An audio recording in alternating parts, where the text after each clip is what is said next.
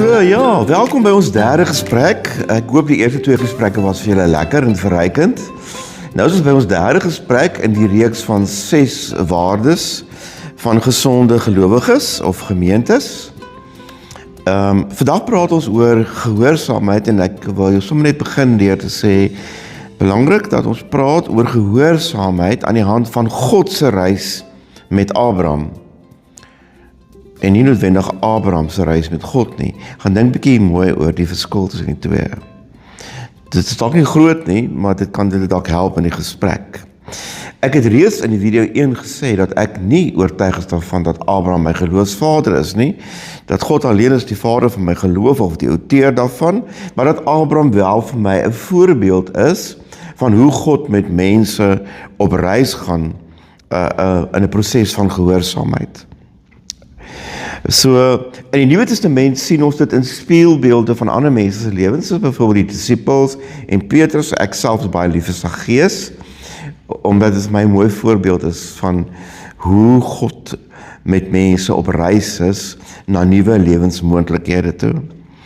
Ek is ook baie lief vir meer 'n moderne toepaslike voorbeeld, iemand soos Dietrich Bonhoeffer, wat in die jare rondom 1930-40 in Duitsland deur God geneem is op 'n reis waar hy moes opstaan teen mense soos Adolf Hitler en waar hy baie duur prys betaal het vir daardie gehoorsaamheid. Dit inspireer my persoonlik baie. As ons die tekste lees wat julle in die boekie het, dan is die vraag ons nou weer, soos altyd, vorige kere, wat bly by jou? Hier is my verstaan van dit, as 'n getuienis maar net. Ek hoor 'n opdrag, ek hoor, trek weg, wat by God begin, hè? Die reis begin by God. God kom na Abraham toe en sê, Abraham, vra nie, wat moet ek nou doen nie? Uit die bloutheid kom sê die Heer, maar kom gou jy sê, ek wil vir iets sê. Trek weg, waarheen? 'n onaangewese, onbekende plek. En dan trek Abraham, 75 jaar oud, trek weg uit die bekende na die onbekende. Ek hoor uit die bloute uit, weer God, vat jou seun, gaan offer hom. En ek hoor vroegdag, volgende dag, vroeg, vat Abraham sy seun en vertrek. Ek hoor by Jesus, in die teks uit Johannes hoor ek dat Jesus sê, liefde, blydskap, vriendskap, gehoorsaamheid. Liefde, blydskap, vriendskap, gehoorsaamheid. Hy sê vir sy disippels, en onthou, hy het ook maar daar vis gevang. Hy het nie staan en wonder, wat gaan ons met ons lewens doen, wat is die volgende stap nie?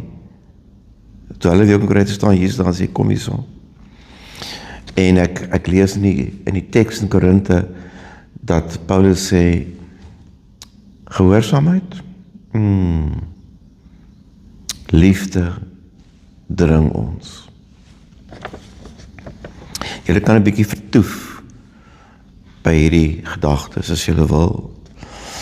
Ek wil vra jy vraag 2 en 5 saam doen. Dit gaan oor Abraham se storie en Saggeus se storie. Dis jammer, dit is nou nie direk na mekaar in die boekie nie, maar vraag 2 en 5 kan julle eintlik maar saam hanteer.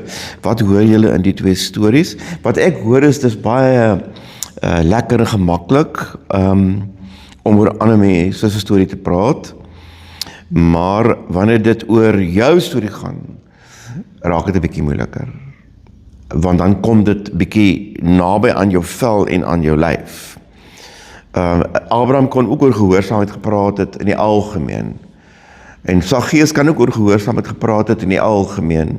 Maar dit het van hulle iets gevra, nee. Ek bedoel, ek kan my nie indink wat deur Abraham se kop gegaan het en sy hart toe hy die oggend vroeg sy seun vat en dink, wat gaan hierdie dag oplewer nie. Hy het nie geweet nie. Ek bedoel, Saggeus sit in die boom, hy weet ook nie wat die dag gaan oplewer nie. Hy wil maar net vir Jesus sien. Aan die einde van die dag was hy bankrekening baie kleiner. In elk geval, so gehoorsaamheid lei tot 'n mengelmoes van aangename en onaangename ervarings langs die pad. En dit is nie voorspelbaar nie, en jy het nie waarborge nie, hoe dit gaan uitspeel nie. Jy loop nou maar net. Selfs Paulus, wat deur die liefde tot gehoorsaamheid gedring is, ervaar volgens sy getuienisse Filippense armoede en honger en gevangenskap en ongesteldheid en 'n doring in die vlees. En die ander kere is hy weer in een of ander vorm van 'n hemelse toestand. Daarom praat ons van die 7de hemel. So dit is maar tussen hierdie menslike ervarings. Daarom dat Jesus op 'n stadium, toe hy vir mense nooi om te volg, sê, julle moet nou net nie te vinnig kom nie, want onthou, as jy nou 'n toring wil bou, moet jy daarom nou die koste bereken, want as jy 'n halfpad gebou het en jou geld is op, dan lag jy mense vir jou. So ek wil net vir julle sê, as jy saam met my kom, daar gaan kostes wees. En pryse wat gebetaal gaan word. Maar daar gaan natuurlik blydskap, liefde en vriendskap wees. Maar daar kan ander goed ook wees. Volgens Jesus moet 'n wyse mens eintlik die koste bereken. En dis hoekom die ryk jong man dan omdraai en wegloop en sê, nee, ek gaan dit nie betaal nie. Dis te duur. Ek sien nie kans hiervoor nie. Terwyl iemand se Saggeus op 'n wonderlike manier dit eenvoudig betaal. Letterlik betaal. So gaan dink maar net bietjie oor gehoorsaamheid aan die hand van Abraham en Saggeus, en dat 'n mens baie maklik praat oor gehoorsaamheid in iemand anders se lewe en ongehoorsaamheid, maar baie moeilik praat oor gehoorsaamheid en ongehoorsaamheid in jou eie lewe. In vraag 3 praat ons 'n bietjie oor roetemerkers, skrifgedeeltes, dissiplines of gewoontes wat jou help om gehoorsaam te wees. Dis nie toetse nie. Dis nie eers meetinstrumente nie. Dis eintlik maar net punte van oriëntasie. Gedurende, voortdurende punte van oriëntasie op jou reis van gehoorsaamheid. Omdat jy as gevolg van die uitdagings wat die lewe stel wanneer jy saam met Jesus loop, soos Abraham, Saggeus en Dietrich Bonhoeffer, jy Bybelse wysheid nodig het om jou hand vas te hou. En die Bybel gee vir ons baie stukke roetemerkers. Ek vergelyk dit graag met die roetemerkers van 'n postduif wat op pad is na sy bestemming, maar punte van oriëntasie het waarlangs hy vlieg om by die bestemming uit te kom. Ek noem vir jou 'n paar voorbeelde. Ek dink aan Eksodus 20, wat in die Ou Testament 10 gebooie is, maar in die Nuwe Testament 10 gebede word. Jesus gooi dit om in gebede. Gaan kyk maar hoe hy dit doen. Ek dink aan Matteus 5, waar Jesus die saligsprekinge vir ons gee, waar Jesus eintlik in die saligsprekinge vir ons sê dat die 10 gebooie is wat jy moet doen, en die saligsprekinge is hoe jy moet wees. En as jy die 10 gebooie wil doen, moet jy eintlik eers die 10 saligsprekinge of die meer saligsprekinge wees. Dan die gebed, die Onse Vader gebed, né, wat eintlik die twee met mekaar verbind, wat 'n mens lank oor kan praat. Dan Galasiërs 5 se vrugte van die Gees, die 9 vrugte van die Gees. Dan Efesiërs 6 geeswapens, né? Waar Paulus ons daai klompie goed gee oor as jy nou op reis is en jy's in stryd, wat het jy als nodig? En ons het nou onlangs in die broedergemeente 2 Petrus gelees, en daar het ons hierdie pragtige teks in hoofstuk 1 gehad oor gees, wat ons wil noem geesoefeninge, deugsaamheid, selfbeheersing ensovoorts. Wat eintlik maar Petrus se vrugte van die Gees is. Dit is jou punte van oriëntasie, waar jy jouself moet gedurig neem om te gaan kyk, is ek nog op die pad? Is ek nog op die regte reis?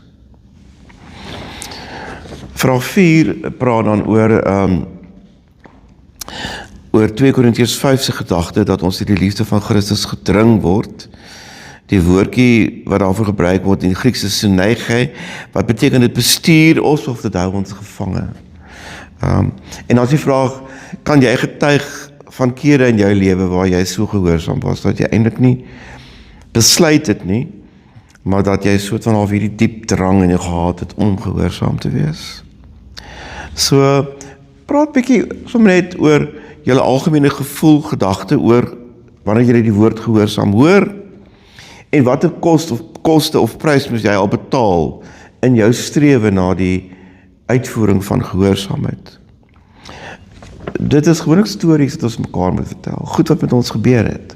Jy hoef nie mense se name te noem nie, jy kan maar X en Y gebruik as jy wil, maar stories waar jy definitief iets opgeoffer het. Dit kan 'n vriendskap wees, dit kan wees dat jy fisies geld opgeoffer het, dit kan wees dat jy moes tyd opgeoffer het, dit kan wees dat jy baie seer gekry het, dat jy baie ongemaklikheid ervaar het. Ek het my eie stories wat ek nie nou gaan vertel nie, maar vir mekaar vertel, oor moeilike keuses waaroor ons moes gedink het, baie keer, en ander kere, waar ons eenvoudig soos die postduif net gevlieg het, op pad na ons bestemming toe, en geweet het, dit is die regte ding om nou te doen, en ek kan dit nou doen, maak eintlik saak wat die koste is nie.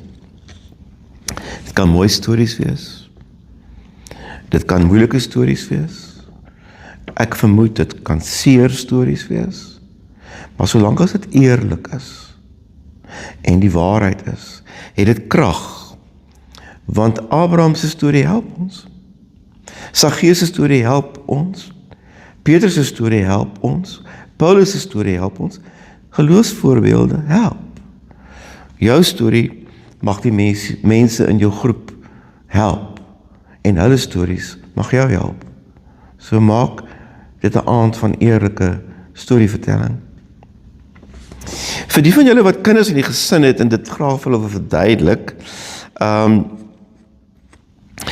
het ek gedink, julle kan vir julle kinders vra nou, as dit nou in julle geval toepaslik is, as ons nou vir oupa en ouma wil gaan kuier, waarlangs moet ons ry?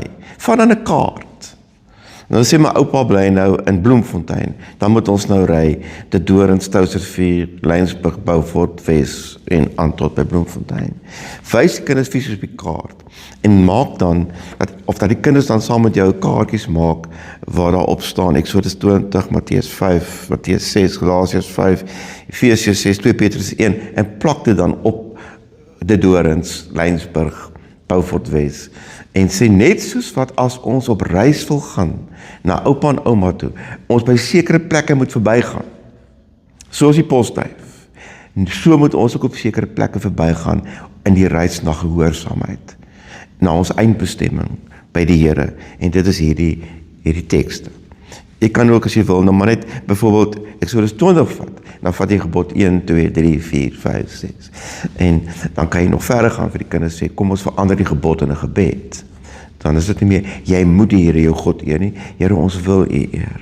Dan is dit nie, jy moet jou ouers gehoorsaam nie, dan is dit Here ons wil ons ouers gehoorsaam. Dan is dit nie, jy mag nie steel nie, dan is dit Here, ek wil nie steel nie, help my om nie te steel nie, ensovoorts. Dit kan 'n wonderlike, mooi manier word, om vir hulle te verduidelik, hoe werk hierdie goed op die reis van gehoorsaamheid.